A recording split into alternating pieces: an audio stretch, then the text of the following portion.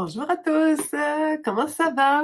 Ça fait longtemps que je vous ai vu, c'est parce que je travaille très fort dans ma salle de couture. Alors, je suis Sylvia, c'est moi, et quelquefois, je donne des petits tutos, trucs sur des choses parfois que j'entends des amis qui me disent: «Ah, tu fais ça? Moi, j'ai peur de ça, j'ai jamais fait ça». Alors, je me suis dit: «Tiens, les boutons recouverts, je vais leur faire une petite démonstration d'installation, pose, montage de boutons recouverts. Comment faire ça?» Dans ce cas ici, j'avais un beau petit haut, je vais vous le montrer. Je viens de faire une belle petite blouse avec un superbe tissu. Je le cache, je vais vous en parler bientôt. C'est avec des manches. Je trouvais qu'un beau grand poignet, je crois qu'il y a de la place pour poser 4 boutons. Moi, j'ai choisi d'en poser 3. Et je n'avais pas de boutons qui me plaisaient. Je trouvais que le tissu est trop beau parfois pour aller mettre des boutons contrastants ou même foncés qui ne mettent pas en valeur le tissu. Et là, des fois, on voit que dans les magasins, les boutons recouverts, ça a un certain chic, hein? Ça a un certain, je dirais, une finition plus couture, hein? Alors voilà, donc c'est pour ça que je t'arrête de perdre la voix. Donc c'est pour ça que je me suis dit, je vais leur montrer une petite démonstration, comment moi je fais les miens. Avec quel outil, comment je travaille ça? Donc, c'est très rapide, c'est pas long, mais si ça peut rassurer, si cette vidéo-là tombe entre les mains de quelqu'un qui est insécure à le faire et à oser faire le pas vers cette belle occasion d'embellir votre vêtement. Mais voilà, vous aurez ce petit vidéo-là sous la main et moi aussi peut-être, dans mes souvenirs. Alors, je vous commence ça immédiatement. On va juste placer la caméra pour que vous soyez... Hop, comme ça. Alors là, je pense que vous voyez bien ma table de travail. Voilà, ce que je vais faire, c'est tourner ça pour pas que ça bouge pas. Alors, qu'est-ce qu'on a besoin? Bien, on va dire, je vous recommande fortement de commencer par acheter le petit kit. Et là, je vais en parler parce que souvent, les boutons arrivent en petits paquets comme ça. Oups, un instant. Bon.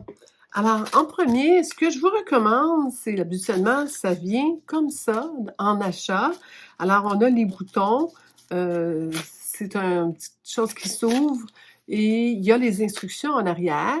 Et aussi, on a le petit patron de la grandeur exacte, on dit un template, mais c'est aussi la dimension qui est comme coupé d'avance, tracé d'avance. Alors, ce que je fais, c'est que moi, j'en ai toujours en réserve. J'ai déjà coupé, donc la grandeur que j'avais besoin. C'est assez facile parce qu'il y a un numéro. Alors là, ça vient que c'est un 15 mm. On le voit bien.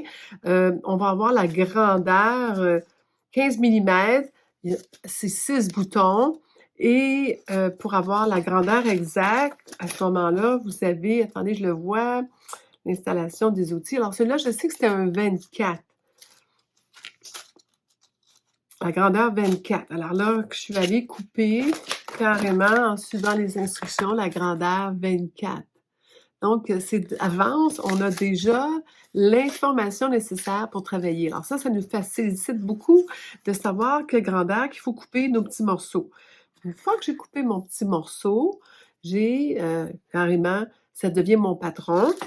On trouve des retailles de notre tissu, ça n'en prend vraiment pas beaucoup.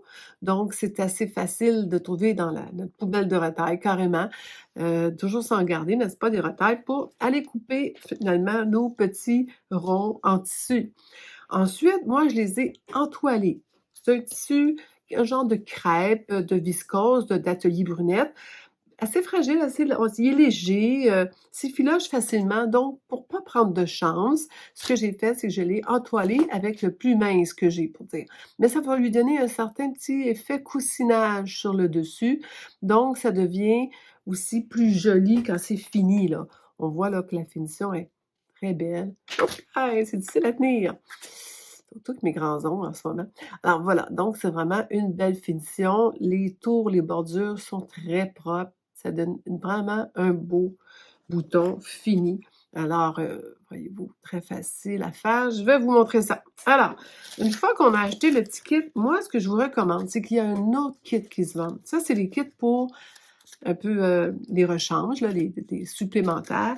Il y a le kit de base qui, à ce moment-là, venait dans une petite boîte comme ça. Et dedans, il y a 2 pièces importantes. Il y a ces 2 pièces-là que vous voyez dedans. Je vais vous les sortir. Alors, le premier est la base. Donc, c'est là-dedans qu'on va mettre le tissu, le bouton et ensuite la tache en arrière. Et ça, c'est l'outil qui facilite l'installation de tout, en fin de compte. Et très, très pratique. Et ça, c'est à garder. On l'achète une fois et ça nous sert. J'en ai d'ailleurs dans ma boîte à boutons recouvert, j'en ai de différentes grandeurs pour des plus petits boutons, voyez-vous?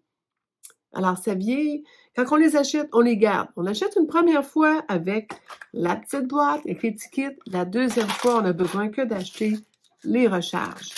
Il donne à chaque fois le template en arrière des recharges. Donc, vous voyez les ronds ici, il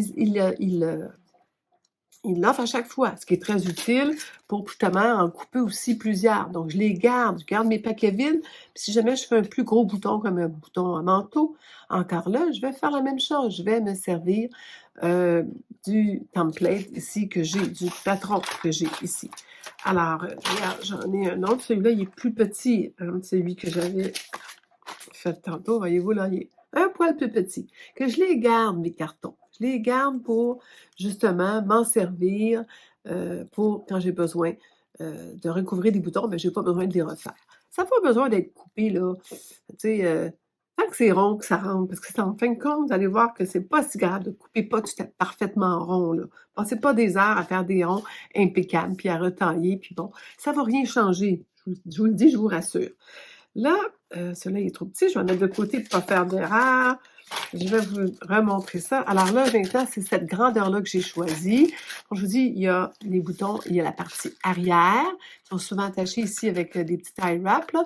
Alors, il y a le bouton arrière puis le bouton avant. C'est en 2 parties, donc c'est assez simple. Voici ce que ça donne. La partie avant,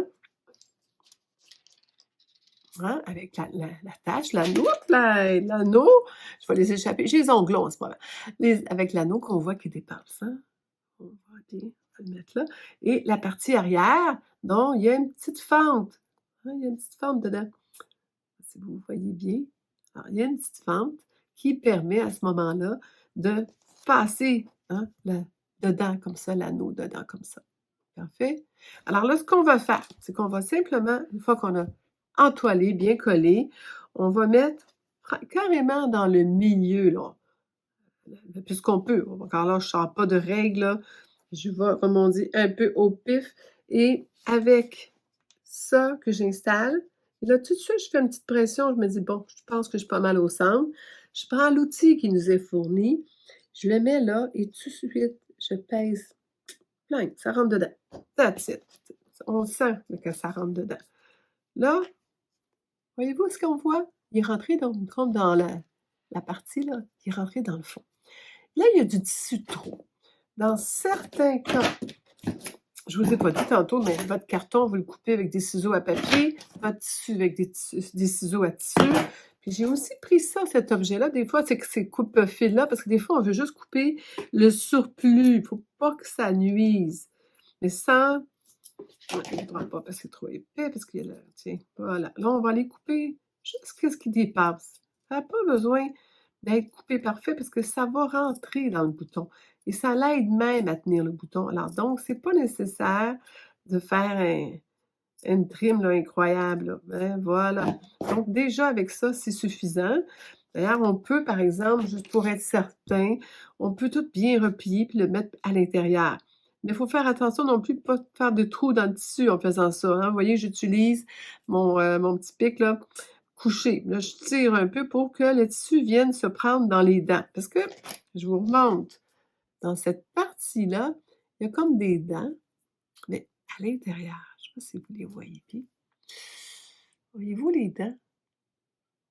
Alors, c'est ça, quand je pèse en tissu, vient s'accrocher après les dents. Le tissu rentre, ça accroche les ongles aussi. Ça, vous voyez, je pèse dessus, ça l'accroche après les dents. Donc, c'est ça que je fais. Là. Je viens m'assurer avec mon petit que tout est bien accroché après les dents, que comme ça, en tirant un peu vers le centre, mais doucement, parce que c'est quand même très fragile, c'est du tissu, comme je vous dis, la viscose, hein, légère. Alors, on ne veut pas non plus. Donc, je place tout bien comme il faut. Une fois que j'ai fini cette étape-là, c'est le temps de venir mettre le morceau sur le dessus. Il y a un sens, d'accord? Il y a un sens, puis c'est assez simple à trouver le sens, c'est qu'on reprend notre petit outil, puis on regarde dans quel qui rentre. Si ça rentre comme ça, comme un petit chapeau, c'est le bon sens. Si l'autre bord, puis ça glisse, puis ça rentre pas, c'est le mauvais sens. Donc, il faut vraiment qu'on sente que ça te ferait comme un petit chapeau qui tient tout seul. Ça veut dire que c'est le bon sens. On le tient avec ça, et là, on vient le mettre, l'enligner, hein, pour que la petite tige qui dépasse, là, soit alignée avec l'espace pour la tige. Je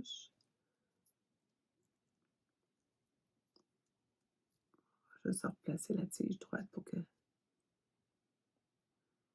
Avec les grands ongles, ça va moins bien. Là, quand je fais juste le déposer, je vois que j'ai tout... Il n'y a pas de tissu qui déborde. Voyez-vous? On voit que tout va bien rentrer en dedans. On le dépose bien à plat sur notre chose de travail. On reprend notre outil pour le saler. Ça rend que je sois bien placé. C'est simple, on pèse fort. Avez-vous entendu le bruit? Ça fait clac. Quand ça fait clac, là, c'est parce qu'il a enclenché. Il est là. Mais là, maintenant, il faut le sortir de là. C'est quand même assez mou ici en arrière. Alors, on a juste à l'ouvrir un peu puis pousser. Et là, dès qu'on voit qu'il sort, on sort de là. Regardez-moi le miracle en arrière. Regardez ça comment c'est impeccable. Parfait, hein? Voilà. Donc, mes recommandations, un tissu très mince, entoilé avec un entoilage fin, mais ça vaut la peine. Deuxièmement, faire des cercles corrects en suivant le guide. Il n'y a pas d'erreur dans ce temps-là. Un petit trimage, à certaines occasions, vaut la peine. Prendre son temps, hein, pour bien placer les choses, centrer, on voit que... voilà, c'est aussi simple. Utiliser les outils avec confidence. Je sais pas, vous entendez les outardes qui se préparent leur envol au Canada, qui s'y pratiquent ces temps-ci. Alors là, j'ai un petit lac en avant de chez moi, puis on les entend. Si vous entendez des outardes en bruit de fond, c'est bon signe. La nature va bien.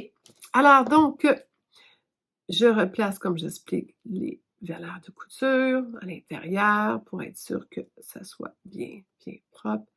Je pense pas qu'il y avait rien de surplus. C'est un peu juste ici que... S'il faut... Oh non, finalement, il plie bien.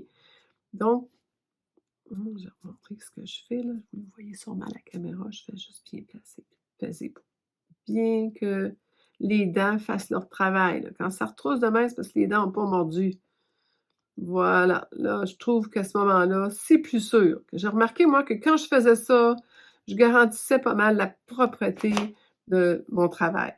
Je vais rechercher le petit avec le trou dedans, je l'enligne avec la tige.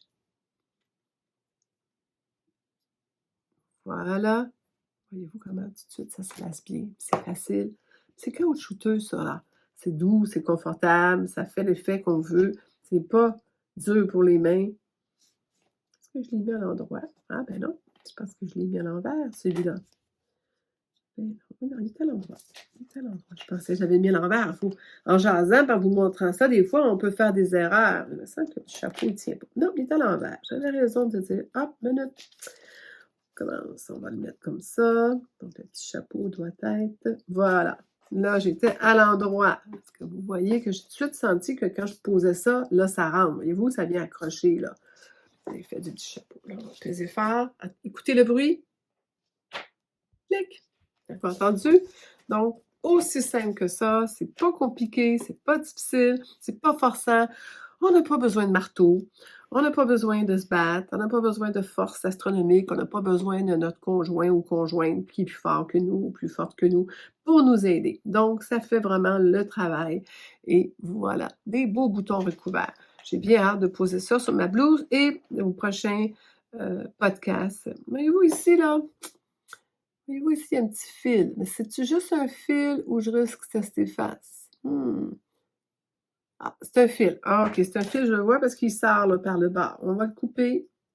Ah, ben voilà. Non, il n'y a pas de danger, il est bien solide. Parfait. Alors, ça peut arriver des fois qu'un petit fil sorte, là. Mais ça ne veut pas dire que tout va tomber, faire et tout. Au pire, ben, on recommence. C'est fait dans des retailles de tissu. Ça ne coûte pas cher et ça vaut la peine. Est-ce que ça se défait? C'est très dur à défaire. C'est enclenché. Vu le nombre de grippes qu'il y a, pour que ça se défasse, là, il faut vraiment, travailler très, très fort. Ce qu'on peut faire pour dire moi j'ai c'est si vous avez ce qu'on appelle attendez, je vais vous montrer ça immédiatement.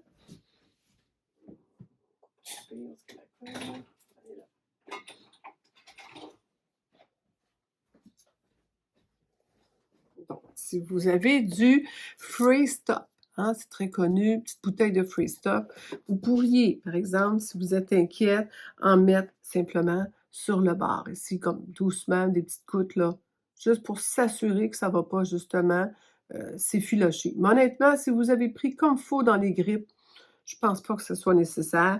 Vérifiez sur votre tissu avant, c'est quand même de la colle, que ça va pas l'abîmer, le tacher ou quoi. Mais là, je le regarde, là, puis lui que je trouvais un peu fragile, je prendrais pas de chance, là. On va y en mettre. Mais honnêtement, on n'aurait même pas eu besoin. Ben non. Bon, regardez, on va dormir mieux cette nuit, il y en a. J'en ai mis un petit peu, hein, des petites gouttes, puis that's it. Je remets bien comme il faut le bouchon, hein, parce que ça sèche, ça sent un peu fort, mais ça fait le travail. C'est qu'est-ce qu'on sert aussi, dans le fond, pour aussi limiter les dégâts des boutonnières, qu'il y ait des... voilà, c'est parfait, ça. Ah, voilà.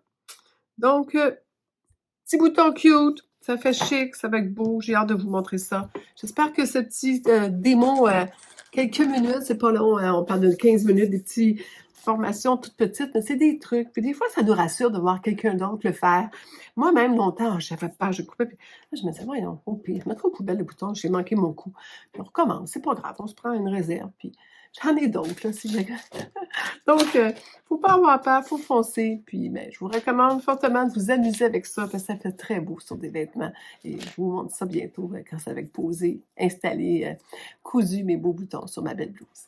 Je vous embrasse fort. Merci. Si vous aimez ça, ce que je vous ai donné comme conseil, mettez-moi un pouce en l'air, mettez-moi des commentaires. Si vous avez d'autres trucs, d'autres conseils, j'apprécie, j'ai pas la prétention d'être meilleure que vous autres, c'est juste que je sais ce que c'est d'avoir commencé, débuté dans cette charmante passion de la couture. Alors des fois de partager et de rassurer les autres, ça vaut la peine parce que des fois moi-même en tricot ou en d'autres choses, je vais voir ce que les autres font des fois pour me rassurer, puis ça me donne le courage, que c'est juste ça mon but et pas plus que ça. Mais je vous embrasse fort, puis je suis contente d'avoir été avec vous. Bye bye!